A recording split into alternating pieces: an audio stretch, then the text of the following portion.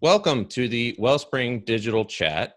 I am John Michael Bailey, and this is where we bring marketing brains directly to you. And today we have a legendary marketer, Scott Monty. Scott, please take a moment and introduce yourself to these fine folks. Sure. I don't know about the legendary part, John. Oh, but, just go with it. I'll go with marketer. I am Scott Monty. I am the principal of Scott Monty Strategies, where I help leaders and their teams become better leaders, better communicators, and better humans. For 6 years, I was the global head of digital communications and social media for Ford Motor Company, their first one ever.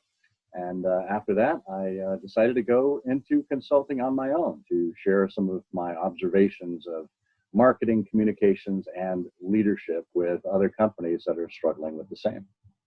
And I think we're all better off for it. So I appreciate that.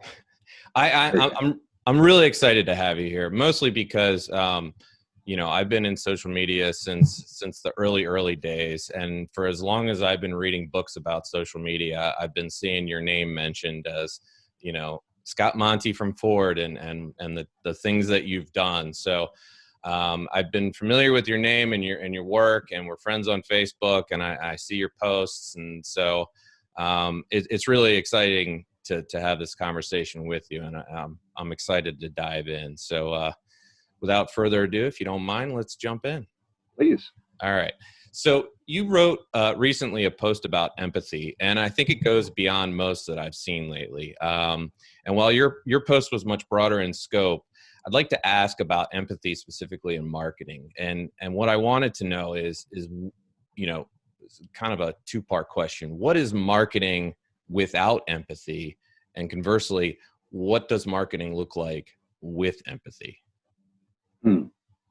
Well, thanks for referencing that post, John. I write a newsletter called Timeless and Timely, and I typically explore some of these issues that executives and businesses are grappling with, and I do it in a bit of a different lens. It's not your typical marketing newsletter. I think you'd agree. I look at history, I look at philosophy, I look at literature for inspiration for where we've been before to help predict where we're going. And with respect to empathy, it just feels like we're in a bit of a dip. And to me, empathy is closely associated with trust. Because when you think about, and we've heard lots of companies in the last decade talking about the need to build trust. Right. But without empathy, there can be no trust. If you can't understand what people are going through, the struggles they have, the opportunities they're looking for, and how you can provide them value along the way. If you don't understand that, there's no need for them to trust you. And it's not just about understanding their challenges. It's demonstrating that you understand what their challenges are. Right. And I think the best brands do that. Think about that iconic reveal. I think we're going back to 2003 or so, maybe 2005. Way back. When Steve Jobs revealed the iPod. Right. Well, did anyone say, I need a device in my pocket that can carry 1,000 songs? No, but he understood the human need for music and the ability for people to make it portable and more convenient. And taking all of those things together, it was through empathy as well as through great design and marketing that Apple came out with the iPod. Right. So I think that's what happens when you have empathy as a company. When you don't have empathy, it's simply tone deaf. I mean, I could be very glib and cynical about this and say marketing without empathy is advertising. But I think that gives advertising a little bit of a short shrift. I think the best ads actually do show a lot of empathy.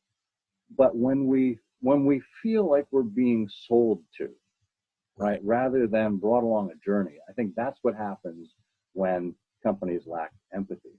When they are simply too concerned with themselves and the latest thing that they've brought to market versus what it helps you do, how it helps you live your life, how it provides value to you in the process.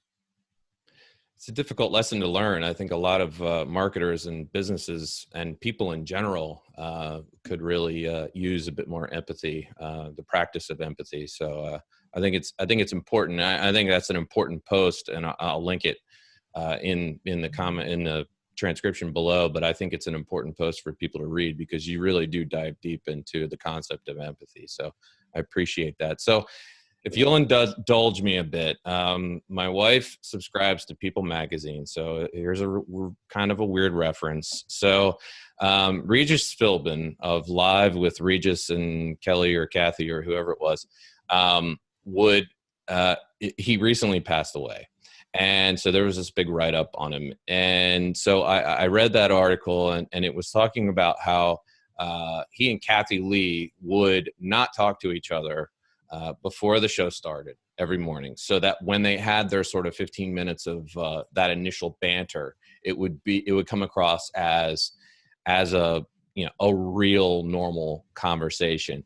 And I think that one of the goals of that was for not only for them to appear authentic, but to make an authentic connection with their audience and establish some level of trust, in the sense that they were trying to portray themselves as real human beings, people that could be trusted and related to. So I bring all of this up to ask, is empathy a two-way street? Do customers need to also empathize with a brand like the audience does did with Regis and Kathy Lee?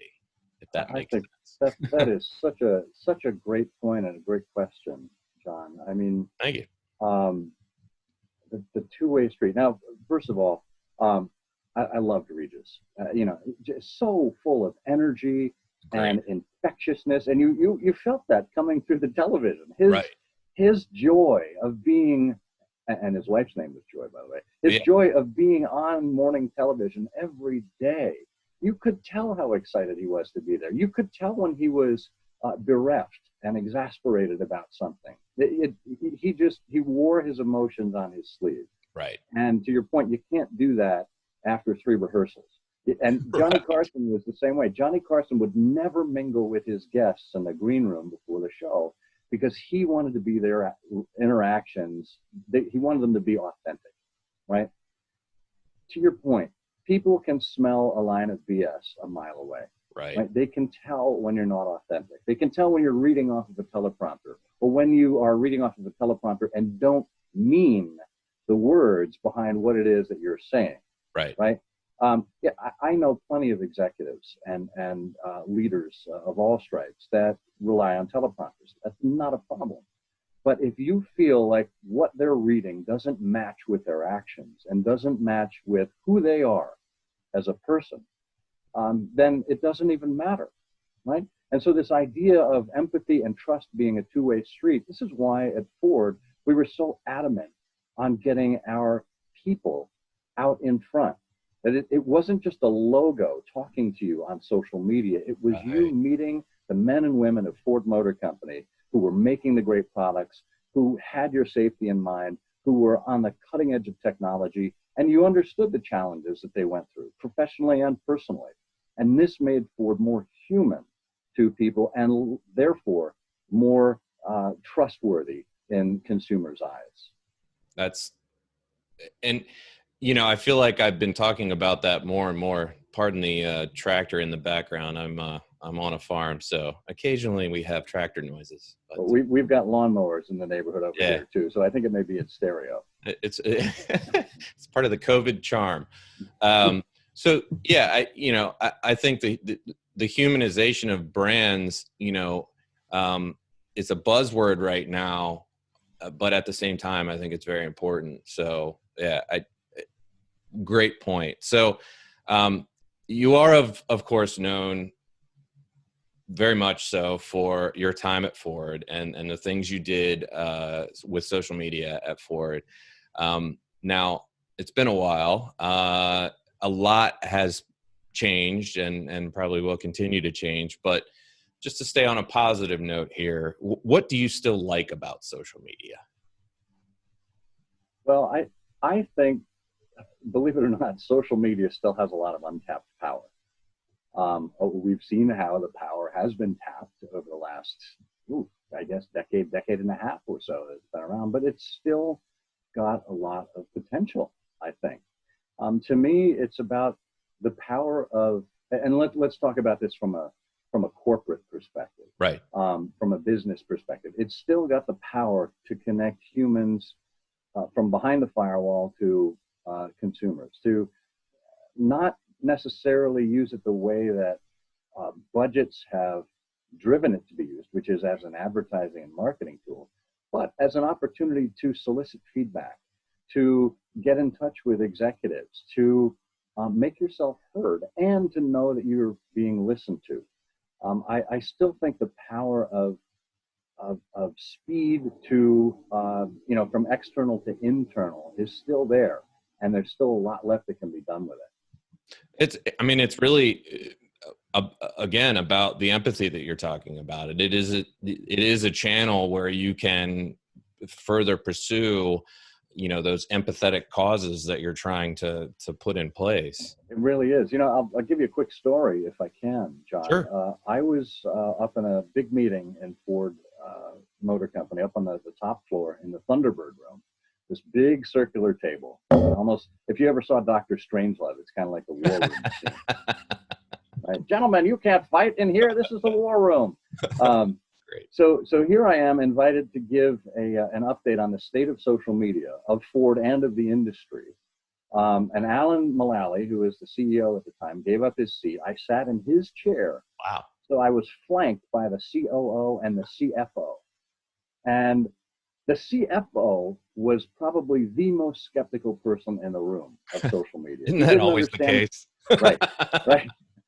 How Kelsey Priest, right? He didn't understand why we were wasting our money and our resources on this. Productivity was down, So I felt like there was a hard sell I had to make going in. Right. And we already talked just a few minutes ago about what it feels like when you're getting a hard sell. So every executive in the room at that time, and this was probably the spring of 2010, was concerned about fuel economy and oil and gas prices. Right. And so I went on the Ford corporate account and I tweeted out, what would be the ideal MPG, miles per gallon, you'd like to see out of your next car? And I put it to bed, gave my presentation. 20 minutes later, came back, opened up the Twitter feed for all the executives to see. And there were a whole range of answers. Everything from, don't matter what the MPG is, as long as it's got a V8 engine in it. Right. All the way up to the then fanciful and fictional 300 miles per gallon. Right. But most of the answers, John, were right within the 30 to 40 miles per gallon range, which is exactly where the Ford strategy was leading. So in essence, what we had was real-time data to back up the company's strategy. The CFO, who was seated next to me, and was a British guy, he's sitting there, he's got his glasses on the end of his nose. He puts them up on his forehead and he goes, do you know, if I had insights like this every day, I would find it invaluable. Right? Wow. Game, set, and match right there. Right. All I had to do was to speak his language. Right? Yeah. 2,000 years ago, Cicero said, if you wish to persuade me, you must think my thoughts, feel my feelings, and speak my words. Right? The CFO doesn't need a bunch of memes from social accounts, but if he gets business intelligence back, that's something that can help him and the rest of the company do their job. So that was a great lesson to me in empathizing with an executive at the table and being able to speak their language. So I'm just going to subtitle this whole interview, empathy. I'd be okay with that. Yeah, why not? Yeah, it's important. All right, so the pandemic, good old COVID, our buddy COVID. I want to kind of stay positive here. Can any good, but not COVID positive, right? Not COVID positive. No, just positive. Do you think there are any positive repercussions for marketers or small business owners, assuming they get out of this nightmare alive, the small business owners, is there anything that will come of this that could put us in a net positive in your mind? Absolutely. Aside John, from the health craziness. Yeah.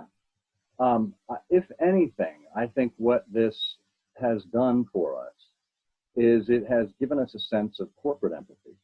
Right. You know, previously, you know, you went to the office, you did your job. If you had meetings that ran late, you stayed late. Then what happens? You're in the car commuting home. You're stressed out because maybe you're going to miss your kid's bedtime, or maybe you're going to miss your favorite show, or you know, whatever it is. There's 1,000 different reasons that we all have behind why it is we work and the struggles that we have outside of work. Mm-hmm. And I think given that everyone has essentially worked from home, and when I say everyone, I'm obviously talking more about knowledge workers. I know there's a lot of essential workers, right, a lot of blue collar workers that are still out there doing their job, and God bless them.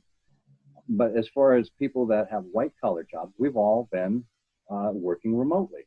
And I think what that has the opportunity to do, if it hasn't already done so, is to create a sense of empathy in our leaders to say, now I understand what it's like for the working mom to balance having kids and a job, or what a single dad goes through, or, you know, I mean, create your scenario.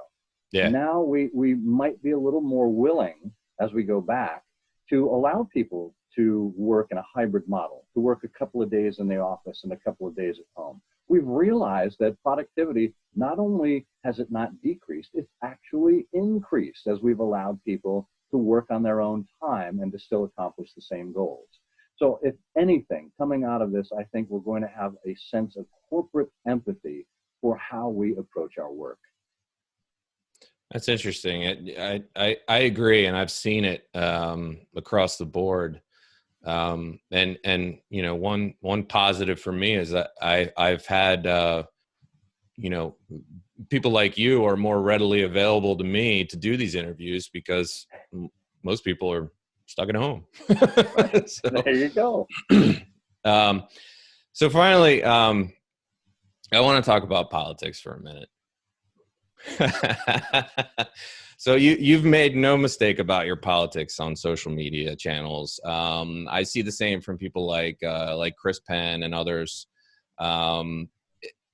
And while some people avoid politics like the plague, pun intended, I wonder, are people being disingenuous by avoiding political talk on social media? In other words, how important is it to be your truest self on social media, especially when we talk about empathy?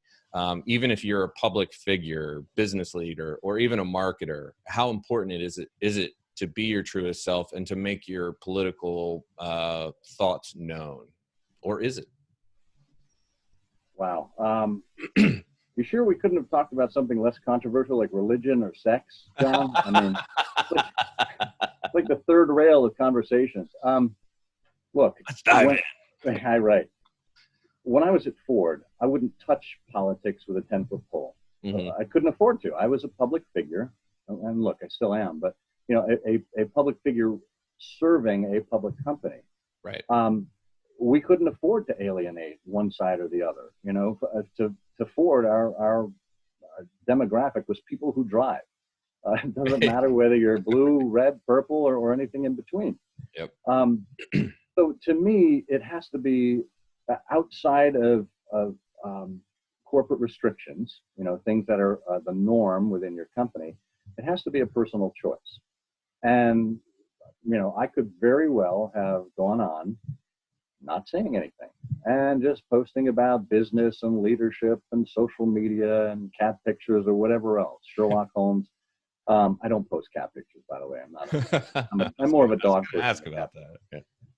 But at a certain point, I realized that a couple of things. One, my personal brand is built on integrity, right, and built on authenticity. And I feel like if I am not speaking my mind, and if I am not true to myself, and if I am not true to the virtues of leadership that I stand for and coach executives on, then I have no business anything online. Right. The second thing is I have a fairly large platform. 100,000 followers on Twitter, 40 something thousand followers on Facebook. I felt like I had an obligation as someone with a platform who believes in integrity and decency to stand up and make my views known.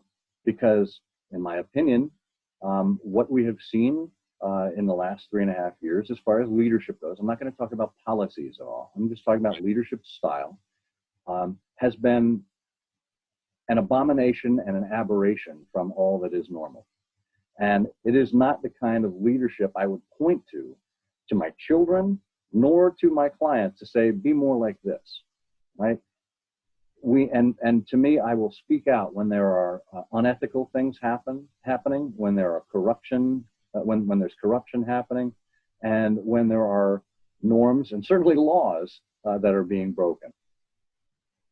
And I feel like that is one of the benefits of social media, is it gives people the platform to, especially if they have the large follower numbers like you have, to shine a light on, things that are happening that are just not good. And I think that can go on both sides of the aisle, certainly. So interesting. We get asked all the time by clients, should we be political, or should we? And I love your answer about,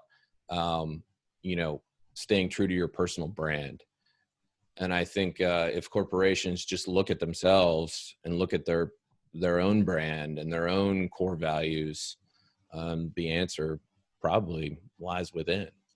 That's exactly right, John. I mean, you see so many companies that have tried in the last, I don't know, half decade or so to get on board with the corporate social responsibility thing. Right. And now, of course, it's being expressed through Black Lives Matter. And a lot of the changes they're making are surface level changes. They're not fundamentally a part of the DNA of the company. And again, we go back to what we talked about earlier. People can sense that when it's not authentic, when it's not who you are as a company, as a brand, as a leader, and you're simply mouthing the words, whether it's from a teleprompter or from a policy paper on corporate social responsibility. People can see through when it's not what you intend to do and who you are. Well, I can't think of a better place to leave it, and that is an excellent point and words to live by. Shout it from the rooftops. So Scott, I really appreciate you being here. This has been great, and thank you so much. It's my great pleasure, John. Thank you so much for inviting me here. That's it, folks. Stay safe. Thank you.